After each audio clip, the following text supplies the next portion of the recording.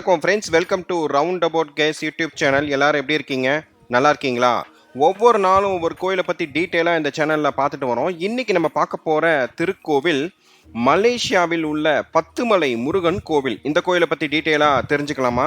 1860ஆம் ஆண்டுகளில் இப்பகுதியில் வாழ்ந்த சீனர்கள் காய்கறி பயிரிட்டு வந்தனர். இப்பயிர்களுக்கு தேவையான உரத்திற்காக குகைகளில் இருக்கும் வவ்வால் சாணத்தை தோண்டி எடுத்து பயன்படுத்தி வந்தனர். அதற்கு முன் தெலுவான் எனும் மலேசிய பழங்குடியினர் வாழ்ந்து வந்ததாக வரலாற்று குறிப்புகள் உள்ளன.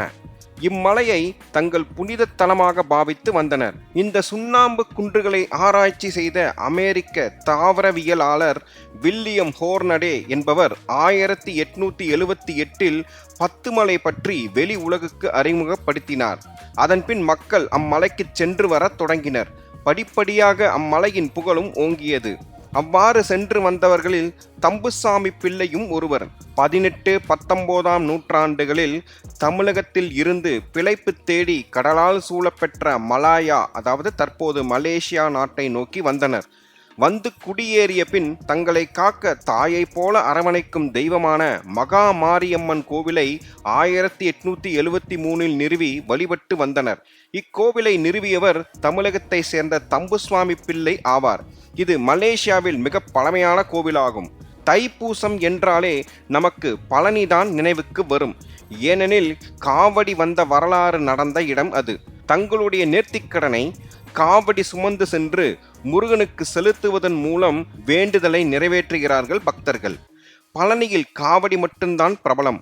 மலேசியா என்றாலே மயில் காவடிகள், சடல்கள் பிரபலம். மயில் காவடி என்பது பீடம் வட்ட வடிவில் பெரியதாகவும் அதற்கு அடுத்த பகுதி அதைவிட சிறியதாகவும் வட்டமாக 4 அல்லது 5 அடுக்குகள் அமைந்த படிகளை போன்ற அமைப்பாகும். அதன் உச்சியில் முருகனின் சிலையை அமைத்திருப்பார்கள். சுற்றிலும் மயில் இறகு, பூக்கள், வண்ண விளக்குகள் போன்றவற்றை கொண்டு அலங்காரம் செய்யப்பட்டிருக்கும். ஒரு சிறிய கோபுரத்தை போன்ற தோற்றத்தை ஒத்திருக்கும். மயில் காவடிகளுக்காக மலேசிய ரூபாய் 10,000 முதல் 1,00,000 வரை செலவு செய்கின்றனர். இது போன்ற மயில் காவடியை தோளில் சுமந்து கொண்டும் ஆடிக்கொண்டும் பாடிக்கொண்டும் மலையேறி வருகின்றனர்.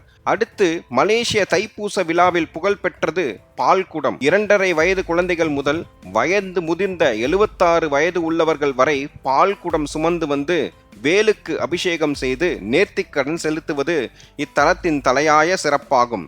இந்த பால் குடங்களை எப்படி எடுத்து வருகின்றனர், எந்த வகையில் சுமந்து வருகின்றனர், எந்த நிலையில் வருகின்றனர் என்பதை காண்போரை மெய்சிலிர்க்க வைக்கும் அனுபவம் ஆகும்.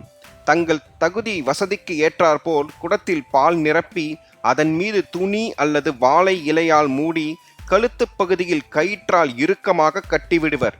இந்த அமைப்பு தலையில் சுமந்து மலையேறி வரும்போது தழும்பி வெளியே சிந்தாமல் இருப்பதற்காக இப்பால் குடத்தை தாங்கி வருபவர்கள் நாக்கு, கன்னம் அல்லது இரண்டிலும் கூர்மையான வேலை குத்தி கொண்டு வருவர். பால் குடம் எடுப்பதில் பல வகைகள் உள்ளன. இதில் கரும்பு பால் காவடி என்பது ஒரு வகை. நீளமான 3 முழு கரும்புகளை சோகையுடன் ஒன்றாக சேர்த்து கட்டிவிடுவர். மனைவி ஒரு முனையை தோளில் தாங்கியும் கணவன் மறுமுனையை தோளில் தாங்கியும் பிடித்துக் கொள்வர். இரு தோள்களிலும் கரும்புகளை வைத்த பின்பு கணவனுக்கும் மனைவிக்கும் உள்ள இடைப்பட்ட பகுதியில் இரு கரும்பு தொகுப்பில் 6 பால் நிரப்பிய குடங்களை துணிக்கயிற்றால் கட்டி தொங்கவிட்டிருந்தனர். சிறிய 108 பால் கலசங்களை கொக்கியில் ஒரு முனையில் இணைத்து மறுமுனையை முதுகில் குத்தி தொங்கவிட்டிருந்தனர். இந்த காவடியை சுமந்து கொண்டு நடப்பதே மிக சிரமமான செயல்.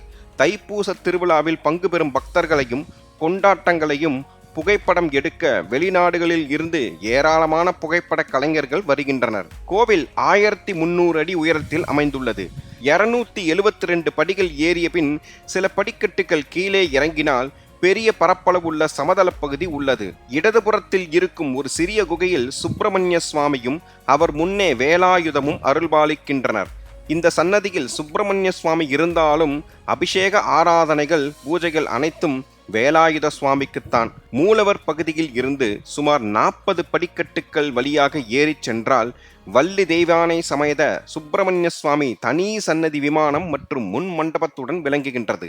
இந்த சன்னதியை சுற்றி பிரகாரம் வரும் அளவில் விசாலமான இடப்பகுதி உள்ளது. 1991ஆம் ஆண்டு இந்த சன்னதியை எழுப்பி உள்ளனர். குகையின் மேல் பகுதி திறந்த வெளியாக இருப்பதுடன் சுற்றிலும் மரங்கள் செழித்து வளர்ந்துள்ளதை காண முடிகின்றது. மழை காலங்களில் மழை துளியும் வெயிலும் போது சூரிய ஒளியும் உள்ளே விழுவதை காணலாம். வெயில் காலங்களில் சுட்டெரிக்கும் வெயிலின் தாக்கம் வெளியே இருந்தாலும் குகையின் உட்புறம் முழுவதும் குளிர்ச்சியாக இருப்பதை உணர முடியும். இக்கோவிலின் தல வரலாறை பார்ப்போம். தமிழ் கடவுளாம் முருகப்பெருமான் தமிழகத்தில் மட்டுமின்றி தமிழர் வாழுகின்ற நாட்டில் எல்லாம் குமரன் எழுந்தருளி அருள்பாலிக்கின்றார். அதுவும் மலை மீது அமர்ந்து அத்தமிழ் மக்களை காக்கின்றார். மலேசியா நாட்டில் குடிகொண்டுள்ள 10 மலை முருகன் மலேசியா நாட்டின் தலைநகரான கோலாலம்பூரில் இருந்து வடதிசையில் 13 கிலோமீட்டர் தொலைவில் கோம்பாக் மாவட்டத்தில் 10 மலை என அழைக்கப்பெறும் மலை உள்ளது. இம்மலை சுண்ணாம்பு குன்றுகளில் இயற்கையாக அமைந்த குகைகளை கொண்டுள்ளது. இக்குன்றுகளுக்கு அருகில் 10 ஆறு என ஒரு நதி ஓடிக்கொண்டிருக்கிறது.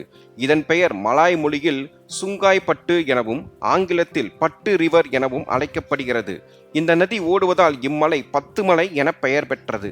இம்மலையில் இயற்கையாய் அமைந்த பல குகைகள் உள்ளன.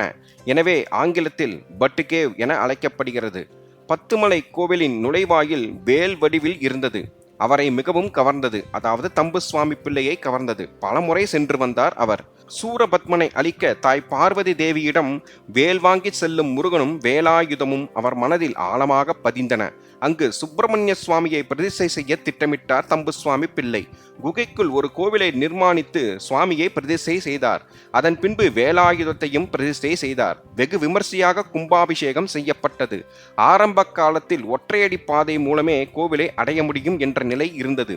10 மலை அடிவாரத்தில் நிறுவப்பட்டுள்ள 141 அடி உயரமுள்ள முருகன் சிலை உலக அளவில் பெரும் புகழையும் சிறப்பையும் சேர்த்திருக்கின்றது. இதனை உருவாக்க 3 ஆண்டுகள் ஆனது. 15 சிற்பிகள் இப்பணியில் ஈடுபடுத்தப்பட்டுள்ளனர். 1550 கனமீட்டர் கான்கிரீட் மற்றும் 250 டன் எடையுள்ள எஃகு கம்பிகள் ஆகியவை இக்கட்டுமானத்தில் பயன்படுத்தப்பட்டுள்ளன. பிரத்யேகமாக தாய்லாந்து நாட்டில் இருந்து உருவாக்கப்பட்ட 300 லிட்டர் தங்க கலவை சிலையின் மீது பூசப்பட்டுள்ளது. இந்த சிலைக்கான கட்டுமான செலவு மட்டும் 25 லட்சம் மலேசிய ரிங்கெட் ஆகும். 2006ஆம் ஆண்டு ஜனவரி மாதத்தில் நடைபெற்ற திறப்பு விழாவின் போது 15 லட்சம் ரிங்கெட் மதிப்பிலான 1 டன் எடையுள்ள சாமந்தி பூ மாலை சூட்டப்பெற்றது. இம்மாலையை பழுதூக்கும் எந்திரத்தின் மூலம்தான் அணிவிக்கப்பட்டது.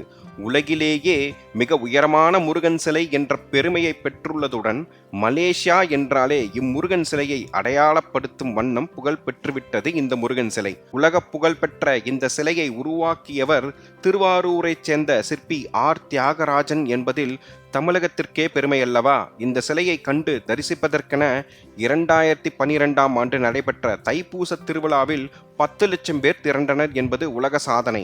ஒரு காலத்தில் ஒற்றையடி பாதையில் சென்று மலை மீது குடிகொண்டுள்ள வேலாயுத பெருமாளை வழிபட்ட காலம் மாறி உலக அளவில் முதன்மையாய் புகழ்பெற்று விளங்குகிறது இந்த தலம். இக்கோவில் திறந்திருக்கும் நேரம் காலை 8 மணி முதல் 1 மணி வரை, மாலை 3 மணி 30 நிமிடம் முதல் இரவு 8 மணி 30 நிமிடம் வரை திறந்திருக்கும். அதாவது நான் கூறுவது மலேசிய டைம் படி. இக்கோவில் கோலாலம்பூரில் இருந்து 13 கிலோமீட்டர் தொலைவில் உள்ளது. அருகில் உள்ள ரயில் நிலையம் கோலாலம்பூர், அருகில் உள்ள விமான நிலையம் கோலாலம்பூர். மீண்டும் ஒரு நல்ல பதிவில் உங்களை சந்திக்கிறேன். இந்த வீடியோ உங்களுக்கு பிடித்திருந்தால் லைக், ஷேர், சப்ஸ்கிரைப், கமெண்ட் செக்ஷனில் கமெண்ட் செய்யவும். நன்றி, வணக்கம்.